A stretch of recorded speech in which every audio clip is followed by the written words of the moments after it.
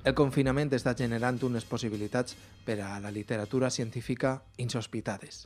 Lectures mediambientals, dades, mesures i anàlisis de les ciutats, la regeneració d'espais naturals i tot el que comporta que més d'un terç de la humanitat no es moga.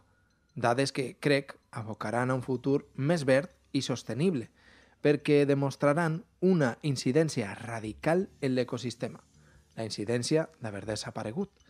Ara, eixa influència, també, tal qual, ha desaparegut i des de València, un ambientòleg i, sobretot, divulgador, ens pot donar algunes respostes. Però no anirem tan lluny, Andreu, escrivà, i començarem sabent com recordes les setmanes prèvies i el moment de l'estat d'alarma.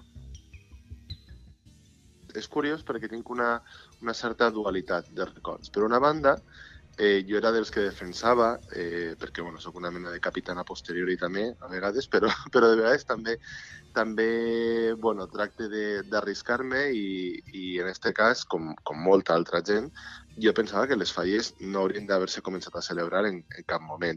Entenc que és una decisió extremadament complicada, entenc que hi havia moltíssims factors i vaig discutir amb molta gent per a veure un poc realment si la meva posició tenia sentit o no. I n'hi havia gent que ho discutia des d'un punt de vista sanitari, que encara no era necessari, però clar, d'alguna forma veient tot el que passava, pues, bueno, un acaba pensant, ostres, és que si comencen les falles, parar-les a meitat quasi serà pitjor. Doncs, per una banda, tinc aquest record, perquè a més jo he vist prop d'una falla d'especial, amb la qual tot el muntatge de les falles em va pillar de ple, m'he pillat tots els anys de ple, i era una sensació una mica estranya, no? Estar veient com es muntava tot això, les llums, la falla, etc. I a la vegada no tindre clar si arribaria a veure un muntat.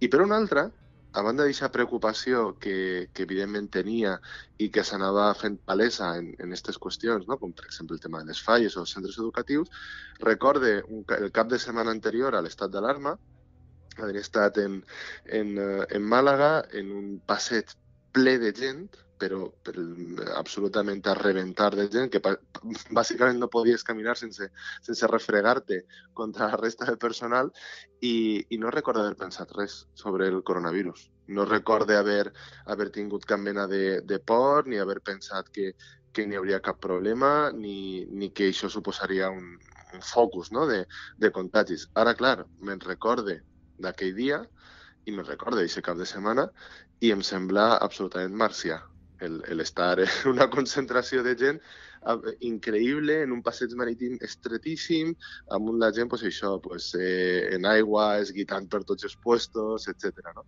Llavors tinc una sensació molt, molt estranya de que abans de tot això, per una banda, hi havia molta preocupació i ja n'hi havia elements que permetien intuir que anava a passar alguna cosa grossa, i per altra, de vegades me'n recordo aquell cap de setmana i d'altres moments i dic, ostres, amb quina despreocupació, no? Vivíem aquestes hores prèvies.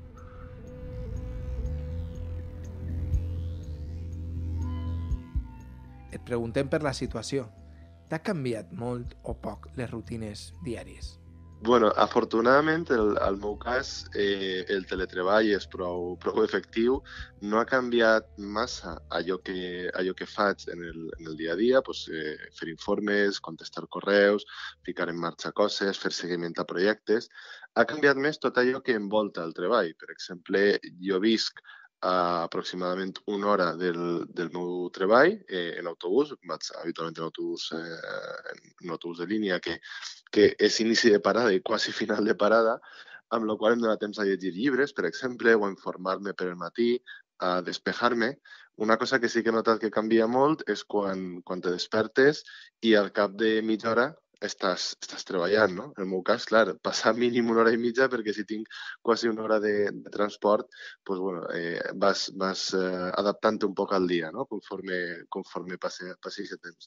Després trobo a faltar, bueno, el contacte humà, suposo que com tota la gent, el fet de treballar a casa o treballar en un espai compartit, perquè nosaltres tenim una mena de gran despatx en el qual estem tots sense parets, fa que l'experiència pues, siga menys humana, estar en casa. És de veres que n'hi ha contacte, que n'hi ha criades telefòniques, videoconferències, però el fet d'estar aïllat i no veure constantment altres éssers humans se fa una mica estrany. I després, una cosa que sí que he notat, és una de les poques coses bones del confinament, és que puc dinar a una hora més o menys normal. Perquè si el dia que no treballes per la vesprada, que habitualment jo me quede, però si el dia que no treballes ixes com a pronte, igual, a les 3:30, després tens una hora d'arribar a casa i després, per poc que facis en la cuina, tardes mitja hora en parar taula, pues, clar, jo n'hi ha molts dies que acabo dinant a les 5 de la vesprada, no? I ara pues, m'obligue. Entrem en matèria, Andreu. Estàs aconseguint concentrar-te amb la qualitat i quantitat de dades i informació que s'està generant al voltant del Covid-19? Sobrevius al tsunami de notícies diàries? Pues, he de confessar que he tardat 2 setmanes en ser capaç de llegir un paràgraf. Habitualment llegís molt, de fet, jo sí llegís 40-50 llibres a l'any, depèn de l'any, no? Però el 90% són d'assaig i habitualment de divulgació científica, llegís una o dues novel·les a l'any si arriba, i és que no podia llegir res. Vull dir, és que he estat 2 setmanes, obria un llibre i llegia 2 línies, però 2 línies, i ho deixava estar, no? Perquè no tenia al cap. És de veres que aquesta sobresaturació d'informació, molta informació molt negativa, moltes dades, molta opinió també, algunes molt informades i altres molt, en fi, molt poc informades o molt cridaneres, però amb poca substància darrere, i fer-se una mena de camí, una rutina en tota aquesta informació ha sigut per a mi impossible. De fet, el que estic optant és per tallar el flux d'informació relatiu al coronavirus, per tallar tot allò que no siga purament essencial o que siguin 4 dades que puc assimilar. I fins a fa 2 dies no havia pogut llegir, ara he començat a poder llegir a poc, de temes que no tenen a veure ni amb el meu treball ni amb el coronavirus, i sincerament m'està costant molt, perquè molta gent sí que és de veres que els primers dies particularment va ficar molt d'èmfasi en, bueno, ara ja aquesta pila de llibres que tenim sempre per a llegir, doncs podrem llegir-nos-la, no? I el meu cas, que tinc allò que en japonès es diu sundoku, que vol dir comprar llibres i apilar-los sense llegir-los, i tinc una llista de lectures pendents enorme, m'he frustrat molt i m'he sentit fins i tot culpable de no poder llegir ni informar-me ni produir. No he pogut escriure, no he pogut fer res, diríem, de profit, més enllà del treball, per suposat, que ahir n'hi ha que fer-ho sí o sí. De fet, jo tenia i tinc un llibre que anava a eixir publicat el dia 6 d'abril, que es diu «Y ahora yo qué hago?», que anava sobre canvi climàtic. I en un primer moment vaig proposar i vaig plantejar-me fer una mena d'epíleg sobre coronavirus i canvi climàtic, no? El llibre probablement eixirà a la tardor, coincidint amb les fires del llibre que s'han ajornat. I fixa't que tenia moltes lectures guardades sobre coronavirus, canvi climàtic, crisi ambiental, etc. I he sigut incapaç de juntar-ho per aquesta sobreinformació. M'ha saturat fins a tal punt que no he sigut capaç de ficar per escrit alguns dels pensaments que he tingut aquests dies i de moment doncs, el que estic fent és deixar-los reposar, avorrir-me també, que crec que és una cosa molt, molt sana, i després una cosa que està fent molta gent, que és ordenar discos, ordenar revistes, i aquest ordre és el que ara m'està permetent, afortunadament, tindre el cap un poquet més despejat. I ja tenim dades que ens parlen del canvi climàtic i de la insalubritat de les ciutats. Quines són les lectures mediambientals que podem fer ja? Bueno, jo sí distingiria dos vies fonamentals de reflexió al voltant del que ens està passant i la relació amb la crisi ambiental. La primera és justament això, és a dir, la qüestió de la contaminació. Això és malauradament, és un experiment a una escala brutal d'aturar un muntó d'indústries, de transports i de processos industrials que tenim en aquest moment en quasi tot el món, però en particular al País Valencià hem parat quasi tot, estem parant també les taulelleres.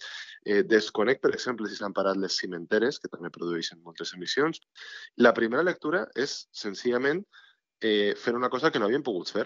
Veure quin percentatge de la contaminació correspon a determinats sectors, no? Com és l'aire net d'una ciutat? Sembla un tòpic després d'estos dies, però entre que ha plogut i no n'hi ha cotxes, i l'aire de veres que tasta diferent, el gust és distint. i sembla un aire com si estigués al Garbí, no? A la Calderona, pràcticament. Llavors, aquesta és la primera, no? És a dir, veure com evolucionen els nostres ecosistemes urbans també en absència de certes pertorbacions. I en aquest sentit ja s'estan extraient moltíssimes dades i crec que serà molt, molt interessant veure què passa. Evidentment, tot això, lamentablement, a causa d'una crisi sanitària que està produint moltíssim dolor i moltíssims morts. No? La segona no és tant l'efecte directe que té aquesta crisi com el fet de com neixirem o quines són les estratègies que adoptarem o fins i tot els desitjos. A mi una cosa que me crida moltíssim l'atenció i me pareix fantàstica és que la major part de la gent, el desig que tenen quan això acabe és d'abraçar-se, de fer-se una cervesa, d'eixir a córrer o a fer bicicleta, d'anar a la platja. És a dir, són desitjos que no costen diners en la major part dels casos, que a més són molt baixos en carboni, és a dir, que no emeten quasi res i que són desitjos molt humans. Estic escoltant molt pocs clams de dir ostres, com trobo a faltar el centre comercial, poder comprar-me l'últim model de mòbil, cremar gasolina, inclús com trobo a faltar anar-me'n de viatge superlluny. Però habitualment el que jo veig compartit, no? almenys a les meves xarxes o inclús els meus amics, és trobo a faltar anar-me'n a passejar per l'Albufera, el que és de València, o anar a pujar a la Font Roja, el que és de Peralcoi. És a dir, estem enfocant els nostres desitjos a coses molt humanes, molt aconseguibles i que, a més, ens donen una espècie de línia de per on pot anar, d'alguna forma, bueno, des del turisme fins a altres qüestions també alimentàries o de contacte humà. I crec que ens pot ajudar a reformular moltes d'aquestes qüestions, dels desitjos i, sobretot, de les prioritats i dels valors.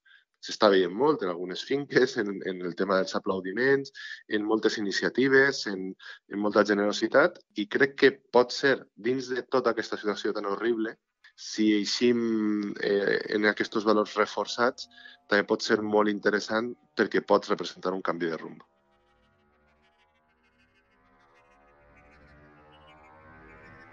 I de totes aquestes conseqüències, creus que hi ha algun fet que de sobte es puga quedar fora de joc i siga tot un avanç mediambiental? En això del turisme, per exemple, a València hi ha un debat sobre el tema del port.